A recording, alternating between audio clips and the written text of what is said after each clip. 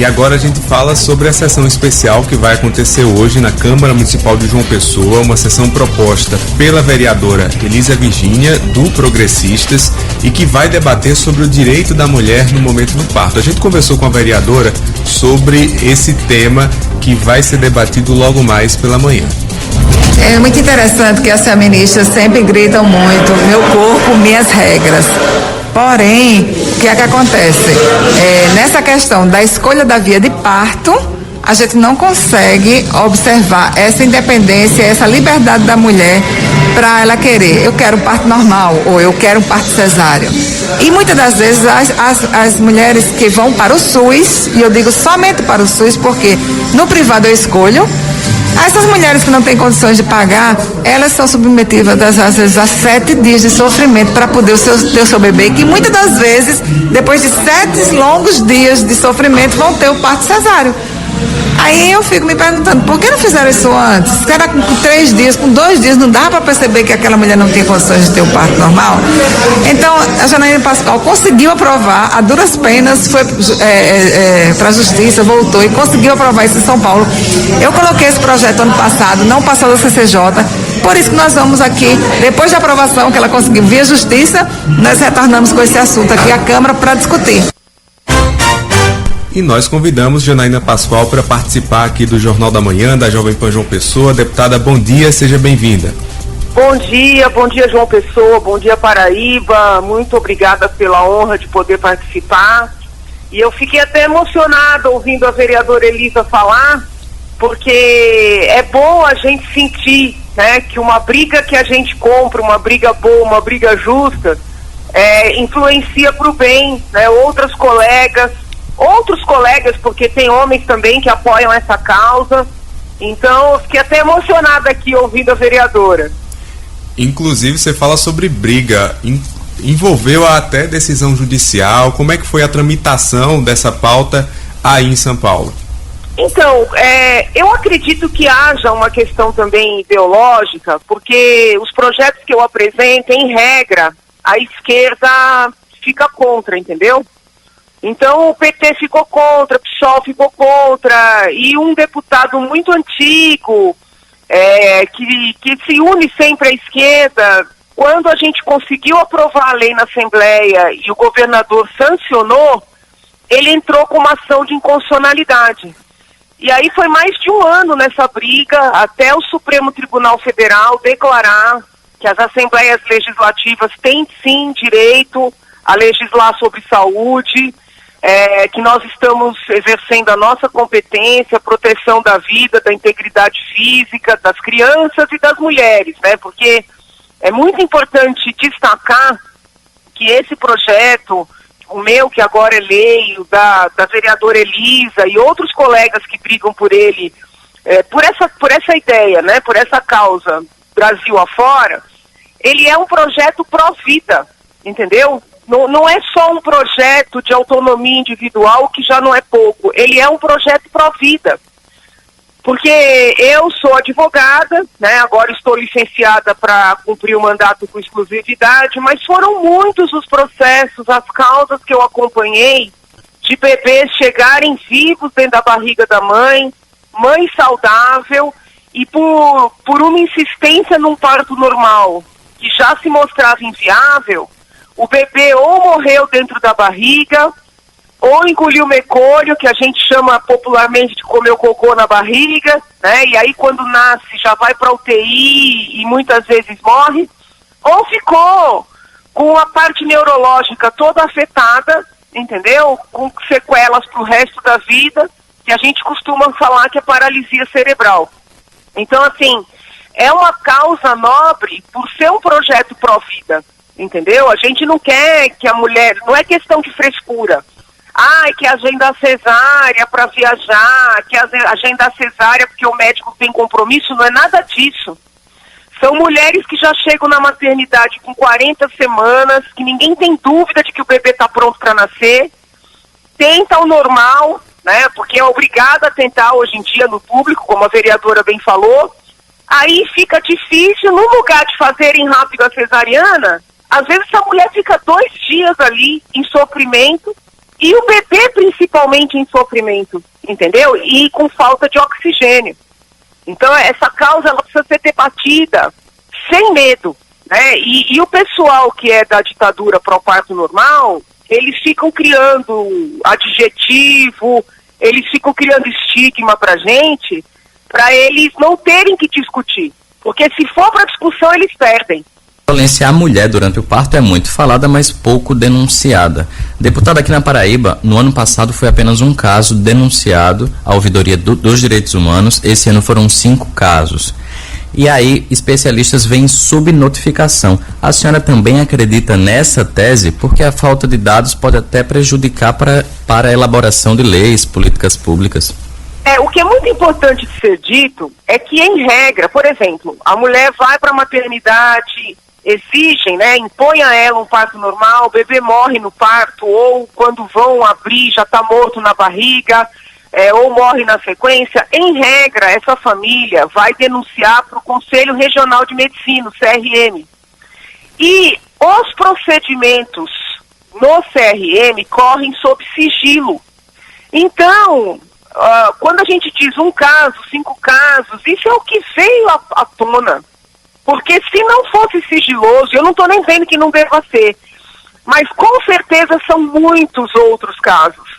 Aqui em São Paulo, quando eu apresentei a lei, eu fui ao CRM, eles não podiam entregar, vamos dizer assim, o número total dos casos, nem os detalhes, mas eles disseram que a maior parte das queixas diz respeito a essa temática. Então, assim, os 5 casos, o senhor pode acreditar em mim, foi os que vieram à tona, mas tem muito mais. CPI da Covid. Ontem foi aprovado o relatório final da CPI que pede o indiciamento do presidente Jair Bolsonaro. Qual a opinião da senhora sobre o trabalho realizado no Senado e como jurista? A senhora acredita que as denúncias têm fundamentação? Não tem. Eu acho que a prova cabal de que não tem foi eles no último minuto incluírem um senador, entendeu? Só porque o senador apresentou um projeto divergindo, assim, completamente do resultado do trabalho deles. Então, ali mostrou, né, a intolerância, o autoritarismo, né, o número de indiciados também evidencia que o trabalho juridicamente é insustentável, porque quando se acusa todo mundo, não se acusa ninguém, né? Vários funcionários do Ministério da Saúde, o presidente do CFM, do Conselho Federal de Medicina, presidente da República, todos os seus filhos, todos os deputados que são mais alinhados com o presidente. E aí, quando a gente vai olhar os crimes, né, pelo menos eu não achei nenhum dizendo assim, olha, superfaturou um contrato, está aprovado, pegou uma mala de dinheiro, fez um acordo, desviou. Não. O que tem é assim, defendeu que existem remédios para Covid, contestou, né, que as vacinas são infalíveis, defendeu. Peraí, gente, que diabo de crimes são esses? Entendeu?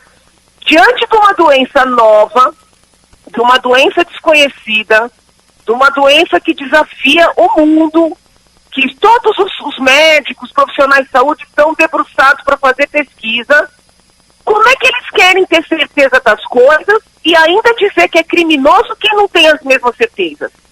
Então, essa CPI, na minha percepção, foi uma vergonha nacional, entendeu? Só não foi uma vergonha internacional porque, infelizmente, a imprensa está totalmente dominada, tirando raras exceções, criou uma narrativa, né, e coloca essa narrativa nos editoriais, entendeu? Passa para aqueles que ficam ali fazendo a comunicação.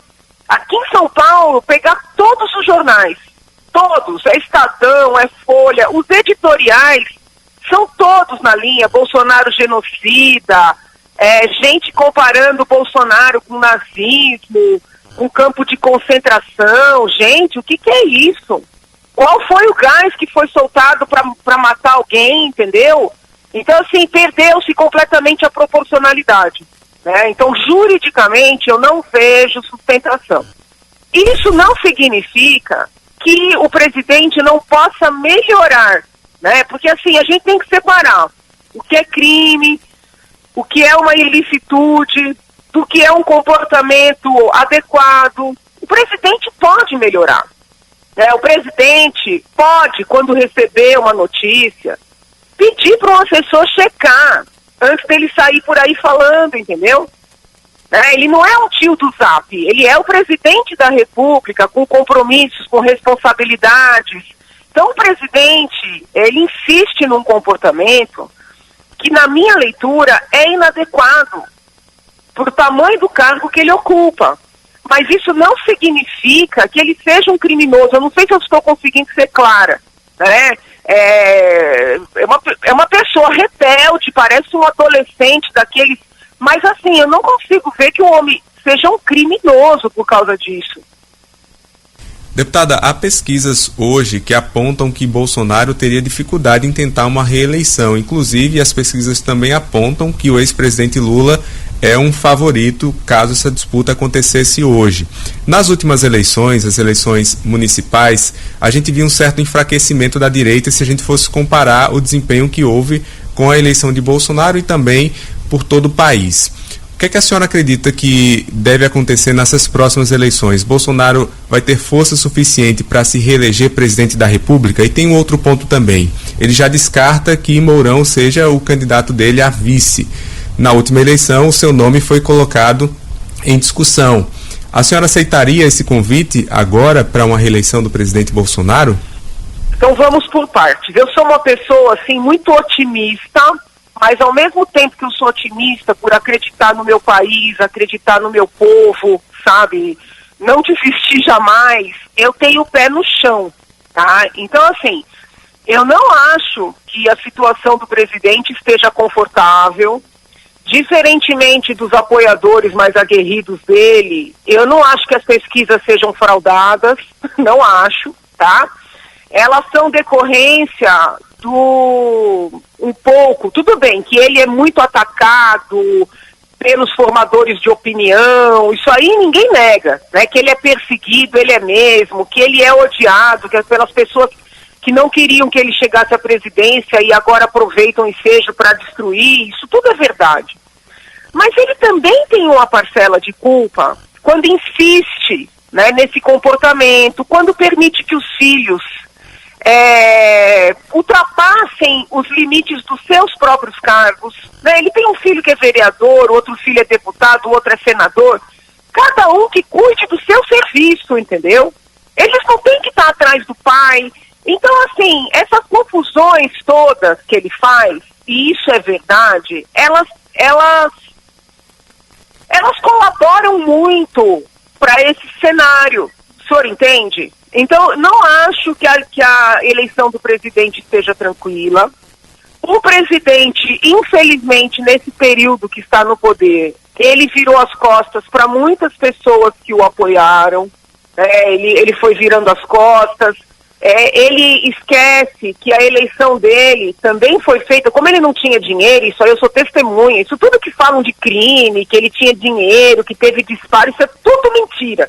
Que eu participei ali, né, do centro da campanha, não teve nada disso.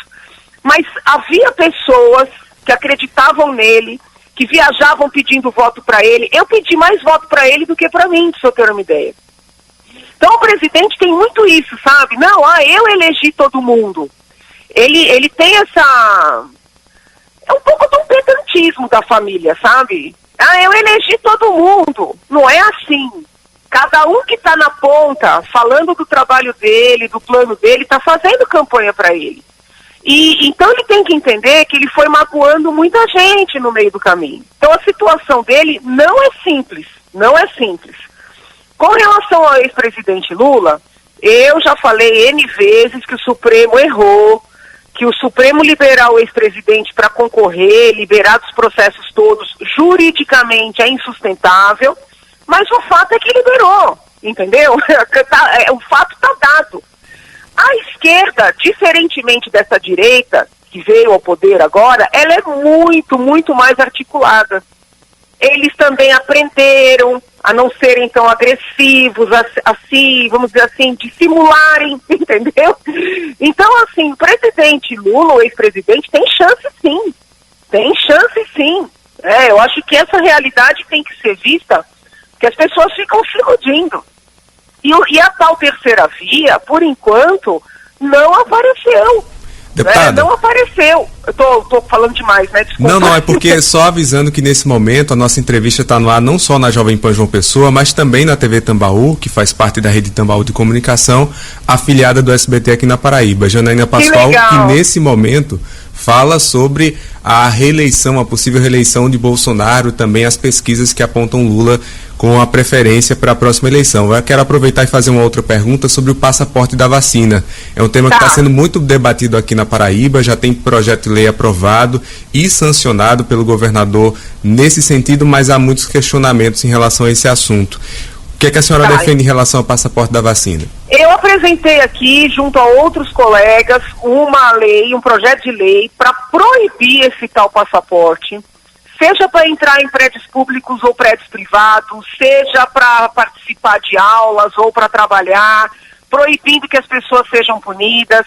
Aqui em São Paulo, né, a situação está absurda. Não tem, assim, uma política estadual nesse sentido, mas cada prefeito está baixando o seu decreto, tudo por decreto, colocando as regras para a sua cidade. Então tem lugar que o prefeito está fazendo uma caça às bruxas, literalmente, entre os funcionários da prefeitura. Funcionário que não vacine, eles vão abrir processo administrativo, punição, falta grave, até demissão, o pessoal está sendo ameaçado.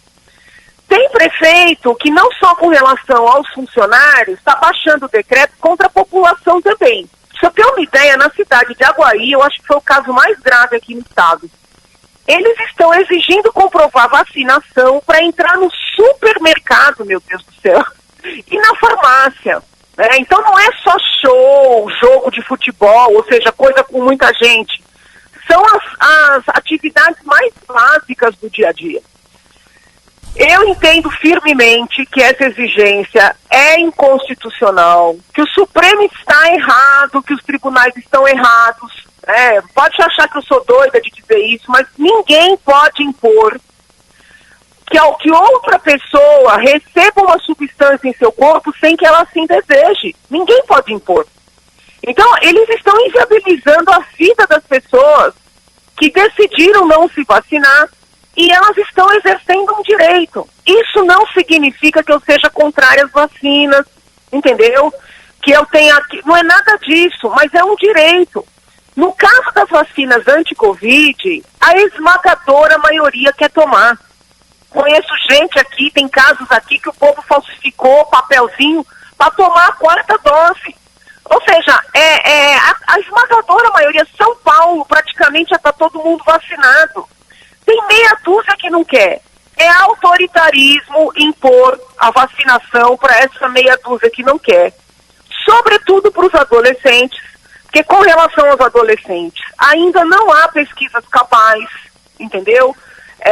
Sobre a eficácia, sobre a segurança e principalmente sobre a necessidade, porque a doença impacta os mais jovens de maneira mais leve.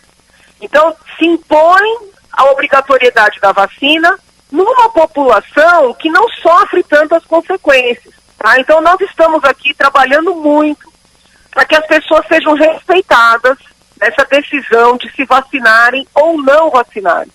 Só ter uma ideia, o Tribunal de Justiça aqui baixou uma normativa, advogado não entra em fórum sem provar vacinação, a parte, muitas vezes humilde, que vai lá pedir um direito, não entra em fórum. Então, assim, a gente aqui em São Paulo não está tendo nem para quem recorrer, porque o Executivo está fechado com essa ideia. O Legislativo Estadual a gente está segurando, eu falei, presidente, nós não vamos admitir isso aqui, né? Mas os legislativos municipais, a maioria está a favor. E o judiciário, então, nem se fala. Então a gente está sem ter para quem recorrer, tentando, né, com trabalho de formiguinha todo santo dia no plenário, mostrar para as pessoas o absurdo que está acontecendo nesse país. Rapidinho, deputada, para encerrar, a senhora ficou devendo uma resposta da última pergunta. A senhora aceitaria ou não ser vice de Bolsonaro nas próximas eleições? Aí ele ia ter que aceitar, né, o que eu propus na eleição passada, que era sentar, discutir os projetos, discutir os próximos passos, entendeu? Eu fiz várias propostas para ele naquele processo. O processo de diálogo que nós tivemos foi longo, né? E assim, ele deu sinais de que ele entende o vice como uma pessoa que deve ser ali um vaso, literalmente um vaso, né? E da minha personalidade já se vê que não dá para ser assim, entendeu? Então eu acho quase impossível o presidente me fazer esse convite, e eu não digo que seria impossível eu aceitar, mas nós teríamos que estabelecer muito bem, né? Qual seria o meu papel, e assim, teria que ficar muito claro para ele, ele teria que aceitar que eu não vou ser um vaso, entendeu? Que eu vou realmente participar. Eu não sei ser de outro jeito. Janaína Pascoal, muito obrigado pela sua participação aqui na Jovem Pan João Pessoa. Eu que agradeço, beijo grande para João Pessoa, para Paraíba, e logo mais eu estou online aí na Assembleia Legislativa. Pena não poder estar aí presencialmente.